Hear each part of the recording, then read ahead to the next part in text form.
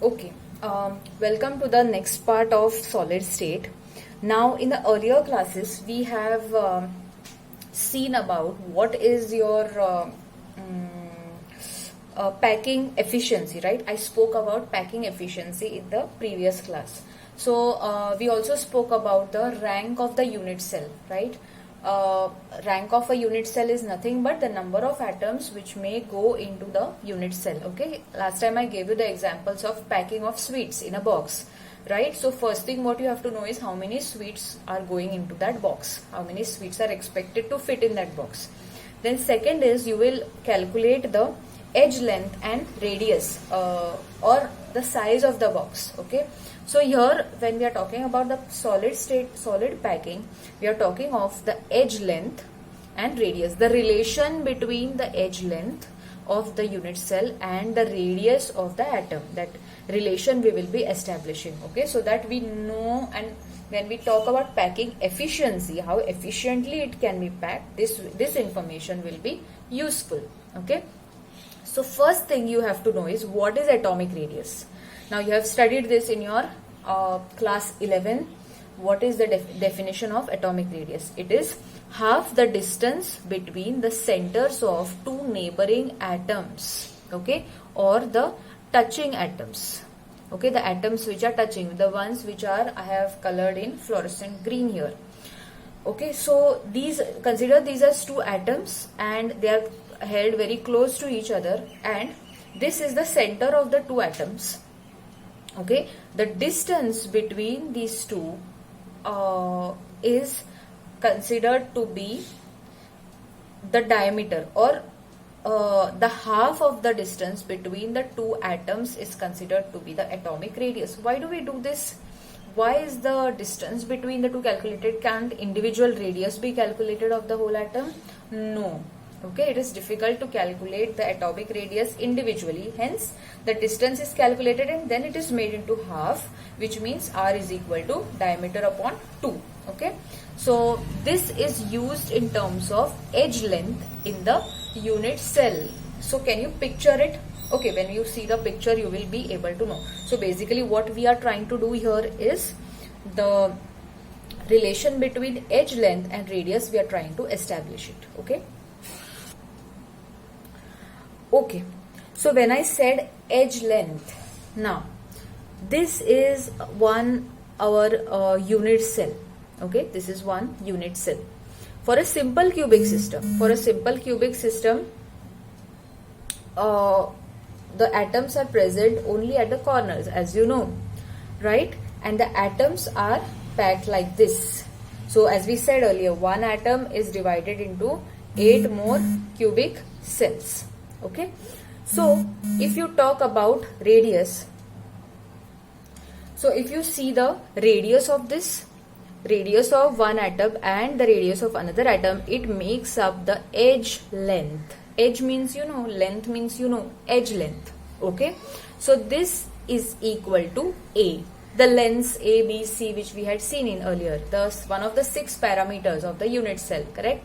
So this is A. So if you talk about the length of A, it will be equal to what?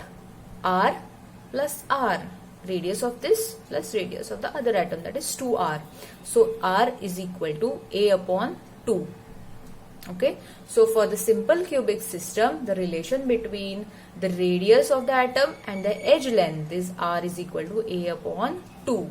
Okay, then for face-centered cubic unit cell, okay, for the face-centered cubic unit cell, this atom is present on this front face. Okay, the side of the cube which is facing you. Okay, so it is present on this surface. So one atom is here, one is the center and one is the corner. So this is R, this is again R, R, R. So how many R's? 1, 2, 3, 4. This length is 4. And one more important point here, when we are talking about the relation, or we are establishing the relation lengths between the radius and edges, you have to remember the Pythagoras theorem, which you all know, right? What does the Pythagoras theorem say? The sum of the lengths of the perpendicular sides is equal to the this side. Okay, I forgot the term for that, but this a square plus a square is equal to this 4r square. Correct? So basically, if you have a triangle like this, that is the perpendicular triangle, for example ABC, then the Pythagoras theorem says that AB square plus BC square is equal to AC square. This is the Pythagoras theorem, right? The same thing we are applying here. A square plus A square is equal to the length of this diagonal. This is 4r square. Okay, so this will be 2a square is equal to 4r square.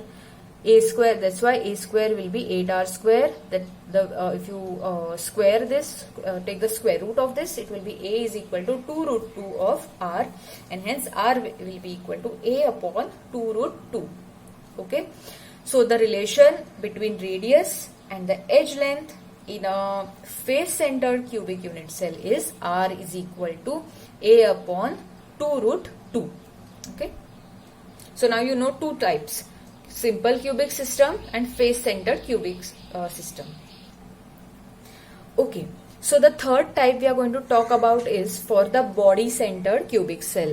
So body centered cubic cell, you know that one atom is present at the center of the whole body. Now this thing I have taken directly from your NCERT textbook so that it is easy for you to refer. So if you have your NCERT textbook besides you, please open it and refer to it. Pause the video and refer to it. Okay, so that you will easily understand as I explain it.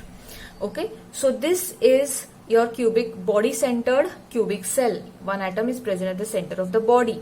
Now what we are trying to do, we are trying to establish the relation. So can you imagine this one atom, this corner A which is labeled is at the corner which is facing you, right? It is at the front corner, whereas this F is at the opposite face, behind, and this atom is present on that face, this face. Okay, and this is exactly at the center of the cube, and this line is passing from the front face into the cube to the back side.